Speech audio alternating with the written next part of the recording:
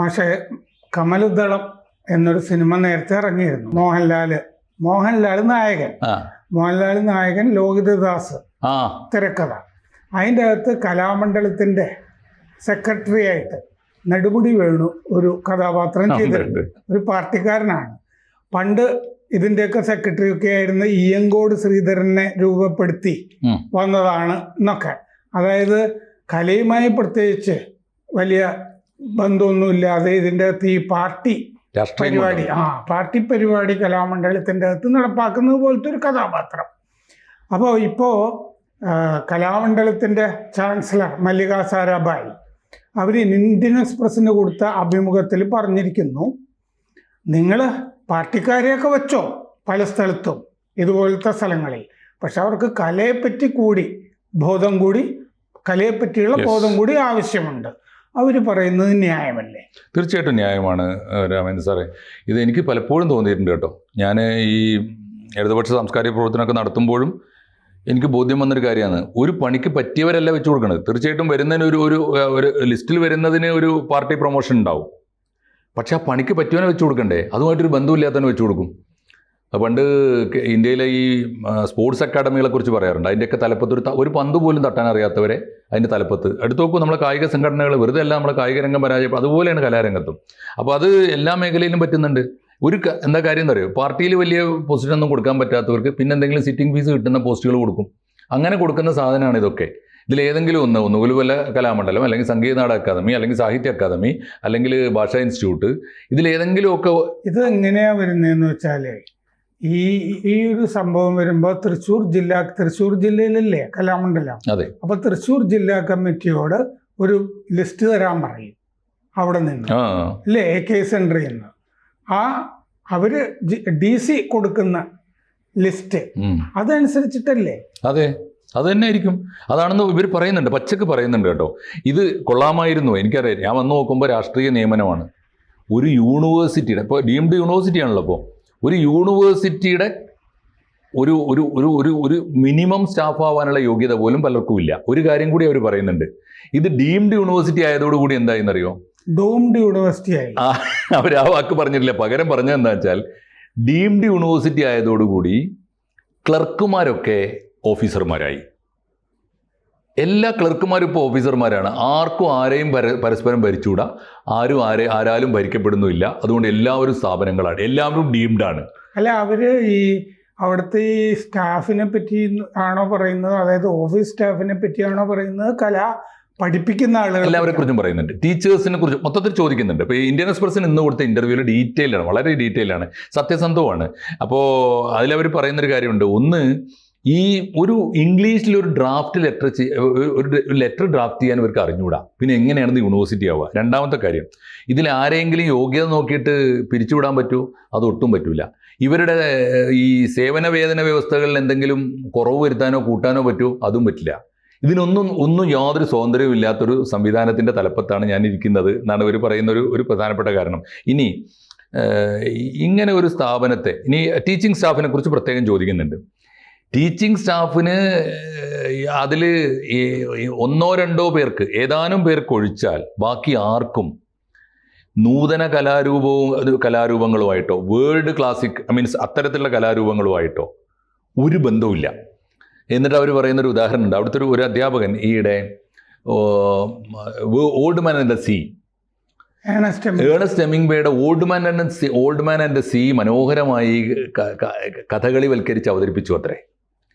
ഇത് മനസ്സിലാക്കാനുള്ള ശേഷി, അത് കഥകളിയുടെ എന്താണ് പറയുക, അതിൻ്റെ തനിമയെ തകർത്തു എന്ന് പറയുകയാണ്. ഇപ്പോൾ എന്നിട്ട് ഇവർ ചോദിക്കുന്നൊരു ചോദ്യമുണ്ട്. നമ്മളിപ്പോഴും പുറത്ത് കടന്നിട്ടില്ല.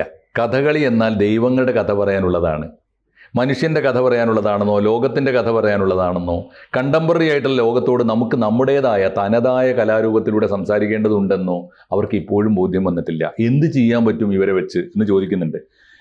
ആ കലാകാരനെ പിന്തുണച്ചുകൊണ്ട് തന്നെ അവർ പറയുന്നുണ്ട്, ബാക്കിയുള്ളവർക്ക് ഇത് പലപ്പോഴും മനസ്സിലാവുന്നില്ല, മഹാഭൂരിപക്ഷവും മനസ്സിലാകുന്നില്ല, ദയനീയമാണ്.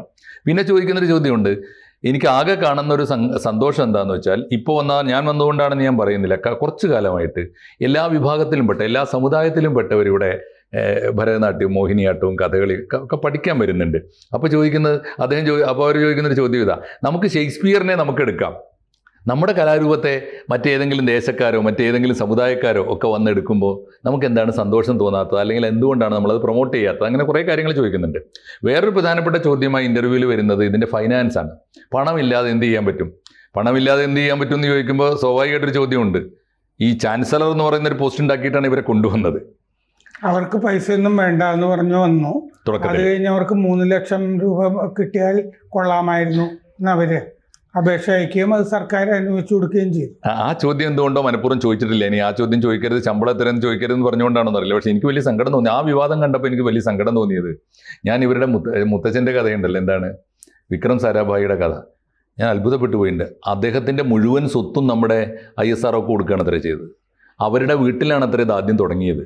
ISRO എന്ന് പറയുന്ന സ്ഥാപനത്തിന് അന്നത്തെ പേര് വേറെ ഒരു ഇതാണ്, അതോറിറ്റി എന്തോ ആണ്, ഇന്ത്യ ഗവൺമെൻറ്റിൻ്റെ. അത് തുടങ്ങുന്നത് അവിടെയാണ്. എന്നിട്ട് അന്ന് അദ്ദേഹം അവിടുന്ന് വാങ്ങിയിരുന്നത് 16 മണിക്കൂറൊക്കെ ഒരു ദിവസം ജോലി ചെയ്തിരുന്ന വിക്രം സാരാഭായി ഞാൻ ഈ രാജ്യത്തിൻ്റെ സേവകനാണെന്ന് കാണിക്കാൻ വേണ്ടി വാങ്ങിച്ചിരുന്ന 1 രൂപയാണ് അത്ര ശമ്പളം. എന്താണെന്ന് വെച്ചാൽ അദ്ദേഹത്തിൻ്റെ കുടുംബത്തിൻ്റെതാണ് ഈ സാരാഭായി കെമിക്കൽസ് എന്ന് പറയുന്ന വലിയ വ്യവസായ സ്ഥാപനം ആണ്. അത് വലിയ ധനികനായ വിക്രം സാരാഭായി. വിക്രം സാരാഭായി ഈ മലയാളിയായ മൃണാളിനി സാരാഭായിയെ വിവാഹം ചെയ്യുന്നു. അങ്ങനെ അതിലാണ് മല്ലിക. അതാണ് നൃത്തത്തിൻ്റെ പാരമ്പര്യം അമ്മയുടേതാണ്. എന്നാൽ ഈ അച്ഛൻ്റെ ഒരു പാരമ്പര്യം ഉണ്ടല്ലോ, ഈ ദേശത്തിന് വേണ്ടി എല്ലാം ത്യജിച്ചൊരു പാരമ്പര്യം. അതിന് പകരം ഇവർ, എനിക്ക് തോന്നുന്നു അവരെ നിർബന്ധിച്ച് കൊണ്ടുവന്നതുകൊണ്ടും ഇവിടെ ഒരു വിപ്ലവം ഉണ്ടാക്കാമെന്ന് വിചാരിച്ചിട്ടൊക്കെ ആവാം. പിന്നെ അവരൊരു ലെഫ്റ്റും ആണല്ലോ അല്ലേ, ബേസിക്കലി ആണ്. അതുകൊണ്ടൊക്കെ ആയിരിക്കും വന്നത്. എന്തായാലും വലിയ ശമ്പളം കൊടുക്കുന്നു എന്നുള്ളത് ഒരു പോസിറ്റീവ്, എന്തായാലും അതൊരു വാർത്തയാണ്, വേറിട്ട് ചർച്ച ചെയ്യേണ്ട വാർത്തയാണ്. പക്ഷേ ഇപ്പോൾ അവർ നേരിടുന്നൊരു പ്രശ്നം, ധനകാര്യമന്ത്രി ബാലഗോപാലിനോട് ചോദിച്ചു അത്രേ, ഞങ്ങൾ എങ്ങനെയാണ് ഫൈനാൻസ് ഇല്ലാതെ, പണമില്ലാതെ എങ്ങനെയാണ് നവീകരിക്കുക? ഒരു നൂതനമായ, പിണറായി വിജയൻ പറഞ്ഞു അത്ര, ഇത് ലോകോത്തരമായൊരു സ്ഥാപനമാക്കി മാറ്റണം, അതിനാണ് നിങ്ങളെ കൊണ്ടുവന്നത്. അപ്പോൾ എങ്ങനെയാണ്, പണം വേണ്ടേ ഇതിനെ ചോദിച്ചപ്പോൾ ഫൈനാൻസ് മിനിസ്റ്റർ കാണാൻ പറഞ്ഞു. KN ബാലഗോപാലിനോട് ചോദിച്ചപ്പോൾ KN ബാലഗോപാൽ പറഞ്ഞത്രേ, അതിനാണ് നിങ്ങൾക്ക് ഡീംഡ് യൂണിവേഴ്സിറ്റി ആക്കി തന്നത്, പണം നിങ്ങൾ കണ്ടെത്തിക്കൊള്ളുക എന്ന് പറഞ്ഞു എന്ന്. അപ്പോൾ അവർ പറഞ്ഞു, ഞാൻ ഗിവ് അപ്പ് ചെയ്തില്ല, ഞാൻ ഉപേക്ഷിച്ചില്ല, ഞാനൊരു പ്ലാനും പദ്ധതിയുമായിട്ട് ഇപ്പോൾ മുന്നോട്ട് പോവുകയാണ്. എത്രത്തോളം സഹകരിക്കും, എത്രത്തോളം വിജയിക്കുമെന്ന് എനിക്കറിയില്ല. എന്തായാലും I will try to shake Kalamandalam എന്ന് പറയുന്നുണ്ട്. എന്തെങ്കിലുമൊക്കെ അവിടെ നടന്നേക്കുന്നൊരു തോന്നലുണ്ട്. അപ്പോൾ എന്താ നിങ്ങളുടെ പ്ലാൻ എന്ന് ചോദിച്ചപ്പോൾ പറയുന്നുണ്ട്, ഫ്രണ്ട്സ് ഓഫ് കലാമണ്ഡലം എന്നൊരു ഗ്രൂപ്പ് ഉണ്ടാക്കുന്നുണ്ട്. ഒരു പക്ഷേ അവരായിരിക്കും ഇതിൻ്റെ സ്റ്റിയറിംഗ് കമ്മിറ്റി, അവരുടെ കയ്യിലായിരിക്കും ഇനി നിയന്ത്രണം വരാൻ സാധ്യതയുള്ളത്. പക്ഷേ അതിൽ അവർ പാർട്ടിക്കാരെ ഒട്ടും വെക്കുന്നില്ല എന്ന് മാത്രമല്ല, ഞാൻ കണ്ട കൂട്ടത്തിൽ അവർ കുറച്ച് ഏതാനും പേരുടെ, ഫോർ എക്സാമ്പിൾ എന്ന് പറഞ്ഞിട്ട് ചില പേരുകൾ പറയുന്നു, ആ പേരുകളൊന്നും പാർട്ടിക്കാരല്ല. അപ്പോൾ എന്താണെന്ന് വെച്ചാൽ അവർ ഒരു പാഠം പഠിച്ചിട്ടുണ്ടല്ലോ, കലാമണ്ഡലം നശിച്ചതെങ്ങനെ.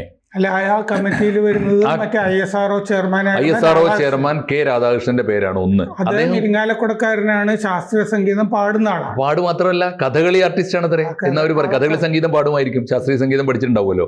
അത് അവർ പറയുമ്പോഴാണ് എനിക്കറിയുന്നില്ല, അവരുടെ ഇന്റർവ്യൂവിൽ ഞാൻ വായിച്ചത്.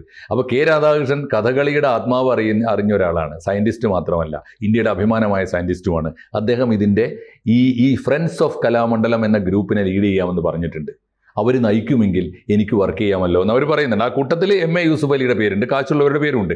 അപ്പോൾ എന്തൊക്കെ പറഞ്ഞാലും കാശുള്ളവരൊക്കെ എടുക്കുമായിരിക്കും, അല്ലെങ്കിൽ കലാബോധം ഉള്ളവനും ഇല്ലാത്തവനൊക്കെ വരുമായിരിക്കും. എന്തായാലും K. രാധാകൃഷ്ണൻ സാറുണ്ടല്ലോ, അത് വലിയ പ്രതീക്ഷയാണ്. രണ്ടാമത്തെ കാര്യം, കേട്ടിടത്തോളം അതിനകത്ത് CPM ആയതുകൊണ്ട് മാത്രം ഈ ഫ്രണ്ട്സ് ഓഫ് കലാമണ്ഡലത്തിൽ ആരും വന്നിട്ടില്ല. ഇനി വരുമായിരിക്കും, പാർട്ടിയെ നിർബന്ധിക്കുമായിരിക്കും, ഒന്നും നമുക്ക് അറിഞ്ഞുകൂടാ. എന്തായാലും പോസിറ്റീവായ കുറേ പ്ലാനുകൾ അവർ ഇന്നത്തെ ഇൻ്റർവ്യൂവിൽ അവതരിപ്പിച്ചിട്ടുണ്ട്. അപ്പോൾ ഇങ്ങനെ ഒരു സാഹചര്യം ആലോചിച്ച് നോക്കൂ. CPM ഗവൺമെൻറ് കഷ്ടപ്പെട്ട് TM കൃഷ്ണയുടെ പേര് പറഞ്ഞിട്ടുണ്ടോ? TM കൃഷ്ണയുടെ പറഞ്ഞിട്ടില്ല. എന്തായാലും ഇനി TM കൃഷ്ണയുടെ കുറവുള്ളൂ അതിനകത്തില്ലേ. എന്തായാലും ഓർക്കേണ്ട കാര്യം, വലിയ ത്യാഗം സഹിച്ചിട്ടാണ്, ത്യാഗം എടുത്തിട്ടാണ്, എഫേർട്ട് എടുത്തിട്ടാണ് കൊണ്ടുവന്നത്. കാരണം ഇവർക്ക് വേണ്ടി നിയമം മാറ്റി, സർവകലാശാല നിയമം മാറ്റി, കലാമണ്ഡലത്തിന് നിയമം മാറ്റി കൊണ്ടുവന്നത്. ചാൻസലറായിട്ട് ആദ്യമായി നിയമിക്കപ്പെടുന്ന പുറത്തുനിന്ന് ഒരാൾ, ഗവർണർ അല്ലാത്ത ഒരാൾ നിയമിക്കപ്പെടുന്നു. മുഖ്യമന്ത്രി വേണ്ട എന്ന് വെക്കുന്നു, അതൊക്കെ നല്ല തീരുമാനമാണ്. പിന്നെയാണ് അവരെ കൊണ്ടുവന്ന കാലത്ത് അവർക്ക് ഫ്രീ സർവീസാണ് എന്നൊക്കെ പറഞ്ഞ് വിവാദം ഉണ്ടാക്കിയപ്പോൾ പറഞ്ഞിരുന്നു. പക്ഷേ സർവീസ്, എനിക്ക് തോന്നുന്ന ഒരു കാര്യം, ഒരു ന്യായമായ ശമ്പളം കൊടുക്കാൻ സാധ്യതയുണ്ടെങ്കിൽ, കാശുണ്ടെങ്കിൽ കൊടുക്കുന്നത് തന്നെയാണ് അതിന് മര്യാദ. അപ്പോൾ ഇത്രയും പറഞ്ഞു കേട്ടപ്പോൾ എനിക്കൊരു ചോദ്യമുണ്ട്. അതായത് മല്ലിക സാരാഭായി അതിലേക്ക് വരുന്നത്, എനിക്ക് തോന്നുന്നത് ഈ സാംസ്കാരിക രംഗമൊക്കെ നോക്കുന്ന ഒരാൾ MA ബേബിയാണ്. അതെ. അപ്പൊ MA ബേബിയുടെ ഒരു അനുമതി ഇങ്ങനെയൊക്കെ മാറ്റാൻ, കാരണം MA ബേബി ഈ പാർട്ടിക്കാരല്ലാത്ത സാംസ്കാരിക പ്രതിഭകളെയൊക്കെ കൂടെ പൂമയാൾപുരം ശിവരാമൻ, മൃദംഗം, ഇങ്ങനത്തെ ആളുകളിലെയൊക്കെ സംഗീതവും നൃത്തവും ഒക്കെ ആയിട്ട് വലിയ ബന്ധമുള്ള അദ്ദേഹത്തിന്റെ ഇത് മാത്രമായ സ്വരലയ, അദ്ദേഹത്തിന്റെ ഏജൻസി ഉണ്ടല്ലോ, അത് അദ്ദേഹത്തിന് ഗുണവും ദോഷവും ഒക്കെ ഉണ്ടാക്കിയിട്ടുണ്ട്, ചീത്തപ്പേരും ഉണ്ടാക്കിയിട്ടുണ്ട്, അഴിമതി ആരോപണങ്ങളും ഉണ്ടാക്കിയിട്ടുണ്ട്. പക്ഷേ ഏതായാലും ഇപ്പൊ ഇവിടുന്ന് ശല്യം ഒഴിവാക്കാൻ വേണ്ടി അദ്ദേഹത്തെ കേന്ദ്ര കമ്മിറ്റിയിലേക്ക് അതെ MA ബേബിയോട് ചോദിച്ചിട്ടുണ്ടാവും ഇവര്, ഞാൻ ഇങ്ങനെയൊക്കെ പറഞ്ഞോട്ടെ എന്നൊക്കെ ചോദിച്ചിട്ടുണ്ടാകാം. അപ്പോ ഒരു ദോഷൈക ദൃക്ക് എഴുതിയ ഒരു ലേഖനം ഞാൻ വായിച്ചിട്ടുണ്ട്. ഇദ്ദേഹം ഇങ്ങനെയാണ്: MA ബേബി പ്രദർശനത്തിന് വന്നു. ഒരു ചിത്രത്തിന് മുമ്പിൽ അദ്ദേഹം മുന്നോട്ടും പിന്നോട്ടും ആഞ്ഞ് ഇടത്തോട്ടും വലത്തോട്ടും വളഞ്ഞ് അദ്ദേഹം 7 മിനിറ്റ് ആ ചിത്രത്തിന് മുമ്പിൽ നിന്നു. ഒരു കാര്യം ഉറപ്പായി, അദ്ദേഹത്തിന് ആ ചിത്രം കറുപ്പോ വെളുപ്പോ എന്ന് പോലും തിരിഞ്ഞിട്ടില്ല. ഇപ്പുറത്തെ അടുത്ത സെൻറ്റൻസ് എന്നാലോ, ശാസ്ത്രീയ സംഗീതത്തിന് മുമ്പിൽ അദ്ദേഹം മണിക്കൂറുകളോളം ഇരുന്നു. അതിലെ ഏതെങ്കിലും ഒരു പദം, ഒരു രാഗം അദ്ദേഹത്തിന് ആസ്വദിക്കാനായോ എന്ന് അദ്ദേഹത്തിന് മീൻസ് അത് സംശയിക്കുന്ന മറ്റുള്ള കുറേ സാധനങ്ങൾ എന്ന് പറഞ്ഞാൽ ഈ MA ബേബിയുടെ കലാസ്വാദനം പോലും നാട്യമാണെന്നും കാപട്യമാണെന്നും ഒക്കെയുള്ള വിലയിരുത്തലും ഉണ്ടായിട്ടുണ്ടെന്ന് പറയാം. നമുക്കത് പറയാലോ. സുനിൽ പീളിയിടത്തിന് ചിത്രകലയെ പറ്റി എഴുതാമെങ്കിൽ MA ബേബിക്ക് ശാസ്ത്രീയ സംഗീതം ആസ്വദിക്കാൻ പാടില്ലേ? എൻ്റെ ഒരു സംശയം അതല്ല.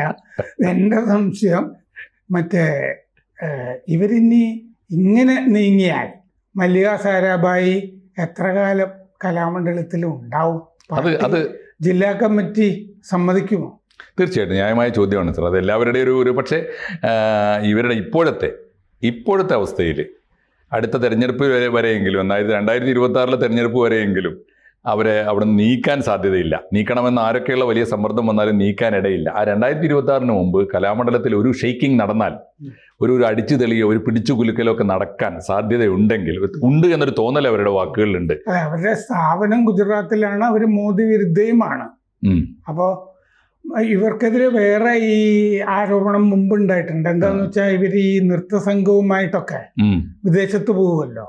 അപ്പൊ ഈ വിദേശത്തേക്ക് അനധികൃതമായിട്ട് കടക്കാൻ ആഗ്രഹിക്കുന്ന ആളുകൾ, ഈ ദലേർ മഹന്തിക്കെതിരെ കേസുണ്ടായിട്ട് ദലേർ മഹന്തിയൊക്കെ വല്ലാതായി പോയത്, കേസിലൊക്കെ പെട്ടുപോയത് എന്താന്ന് വെച്ചാൽ ദലേർ മഹന്തിയും ആളുടെ ഗാനമേള സംഘത്തിൽ ആളുകളെ കൊണ്ടുപോയിട്ട് ചില ആളുകളെ അവിടെ ഉപേക്ഷിക്കും കാശ് മേടിച്ചിട്ടേ.